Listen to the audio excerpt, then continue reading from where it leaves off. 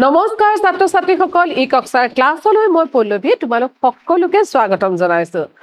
আজি আমি আলোচনা কৰিবলৈ লৈছো অষ্টম শ্ৰেণীৰ বিজ্ঞানৰ পাঠ বিদ্যুৎ প্ৰবাহৰ ৰাসায়নিক ক্ৰিয়া ইতিমধ্যে এই পাঠটিৰ কিছু অংশ আমি আগৰ ভিডিঅ'বোৰত আলোচনা কৰিলোৱে আজি আমি আলোচনা কৰিম এই পাঠত থকা প্ৰশ্ন উত্তৰখিনি আহা আমি আলোচনা কৰো আমি আজি আলোচনা কৰিম প্ৰথম প্ৰশ্নটো আছে খালি ঠাই পূৰ কৰা বিদ্যুৎ পৰিবহন কৰা বেছিভাগ জুলীয়া পদাৰ্থই দ্ৰৱ কিহৰ দ্ৰৱ বিদ্যুৎ পৰিবহন কৰা জুলীয়া পদাৰ্থবোৰ কিহৰ দ্ৰৱ হ'ব পাৰে তোমালোকে ক'ব পাৰিবানে আমি লিখি দিছো বিদ্যুৎবোৰ হয় অম্ল হ'ব পাৰে অথবা ক্ষাৰক হ'ব পাৰে আৰু লৱণো হ'ব পাৰে অৰ্থাৎ অম্ল ক্ষাৰক অথবা লৱণৰ দ্ৰৱ হয় দ্ৰৱ এটাৰ মাজেৰে প্ৰবাহিত হোৱা বিদ্যুতে ক্ৰিয়াৰ সৃষ্টি কৰে দ্ৰৱ এটাৰ মাজেৰে যেতিয়া বিদ্যুৎ প্ৰবাহিত হয় তেতিয়াহ'লে কি ক্ৰিয়া হ'ব হেতু বিদ্যুৎ প্ৰবাহ হ'লে হেতু হ'ব ৰাসায়নিক ক্ৰিয়া গতিকে দ্ৰৱৰ মাজেৰে বিদ্যুৎ প্ৰবাহ হ'লে কি হ'ব পাৰে ৰাসায়নিক ক্ৰিয়াৰ সৃষ্টি কৰে আগবাঢ়িছো আমি পিছৰটোলে কপাৰ সালফেট দ্ৰৱৰ মাজেদি বিদ্যুৎ প্ৰবাহিত কৰিলে বেটাৰীৰ লগত মেৰুৰ লগত সংযোগ কৰা পাতৰ ওপৰত তামৰ লেপ পৰিব বেটাৰী কোনটো মেৰুত পৰিব ঋণাত্মক মেৰু যেতিয়া বেটাৰী ঋণাত্মক মেৰুৰ লগত সংযোগ কৰা তামৰ হেৰিখনতে প্ৰলেপটো পৰিব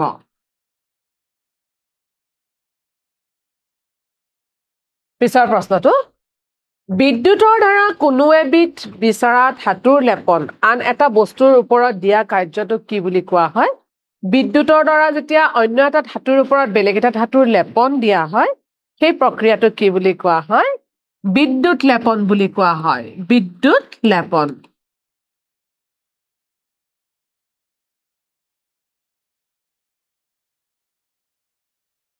এইটো হ'ল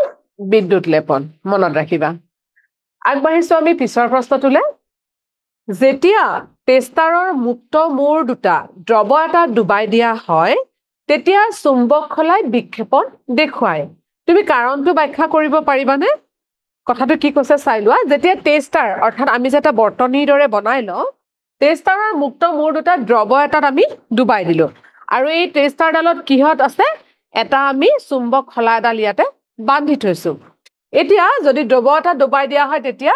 কি হয় চুম্বক খলাই বিক্ষেপণ দেখুৱায় অৰ্থাৎ নিজৰ ঠাইৰ পৰা অকমানকে আঁতৰি যায় আৰু তাৰ কাৰণটো কি হ'ব পাৰে আহাচোন আমি চাওঁ যেতিয়া টেষ্টাৰৰ মুক্ত মূৰ দুটা দ্ৰৱ এটা ডুবাই দিয়া হয় কম্পাছৰ বেজিয়ে বিচ্যুতি দেখুৱায় যিয়ে এই সিদ্ধান্তত উপনীত হয় যে তাৰৰ মাজেৰে বিদ্যুৎ প্ৰবাহ বৈ আছে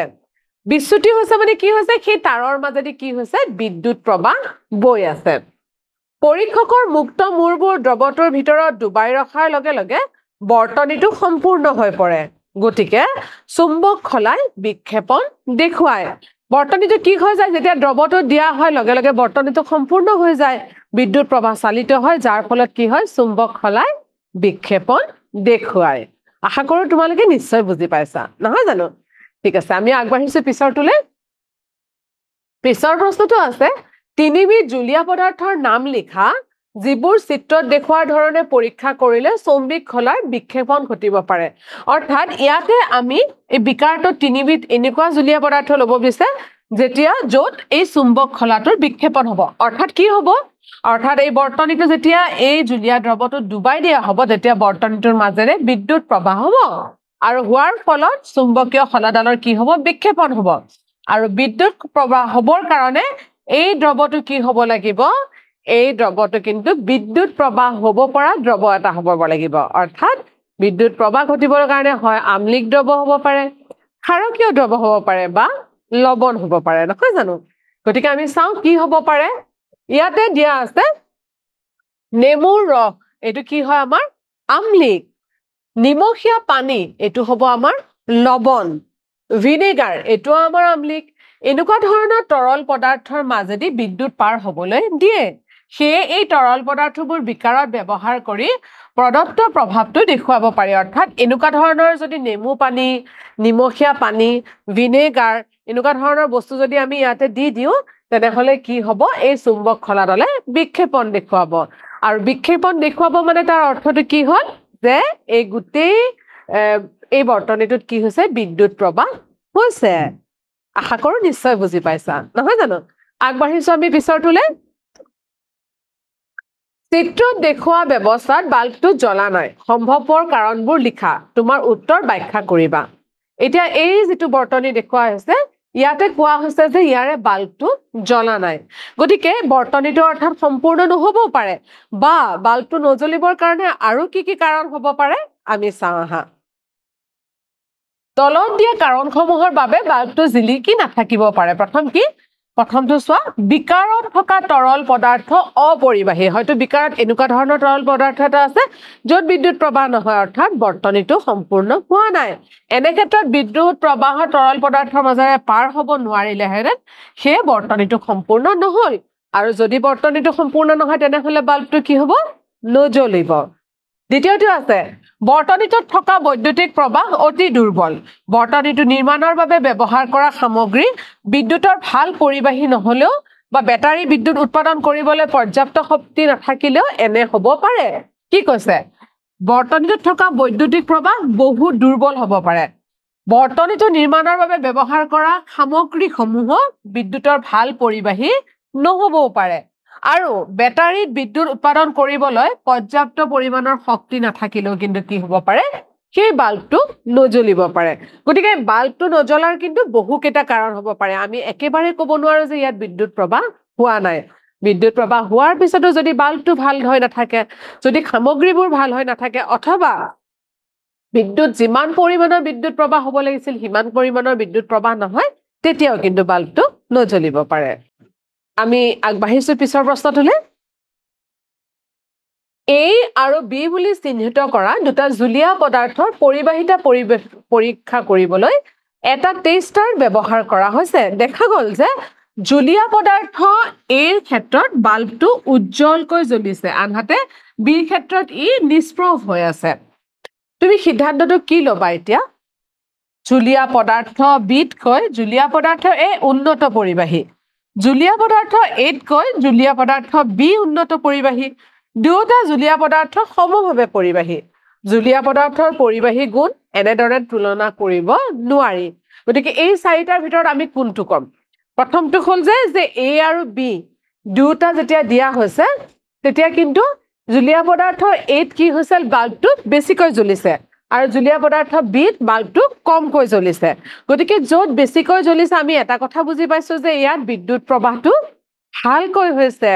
আৰু য'ত কমকৈ জ্বলিছে তেতিয়া বিদ্যুৎ প্ৰবাহটো কম হৈছে গতিকে